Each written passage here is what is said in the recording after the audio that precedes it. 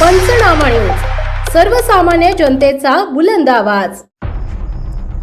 संततधार पावसामुळे तळोद्यात घर कोसळले, 94,000चे नुकसान, महिला जखमी।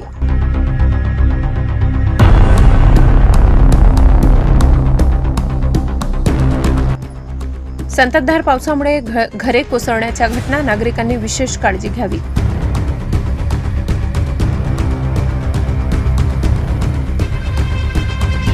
तळोदा शहरात गेल्या 4 ते 5 दिवसापासून संततधार पावसामुळे कालिका माता मंदिर परिसरातील मातंगवाड्यातील चुनीलाल सुभान सोनवणे यांच्या घरातील मागची खोली कोसळल्याची घटना घडली आहे। सकाळी 7:30 सुमारास विटा मातीचे बांधकाम असलेली घरातील मागची खोली कोसळून त्यात केवळबाई चुनीलाल सोनवणे जखमी झाल्या।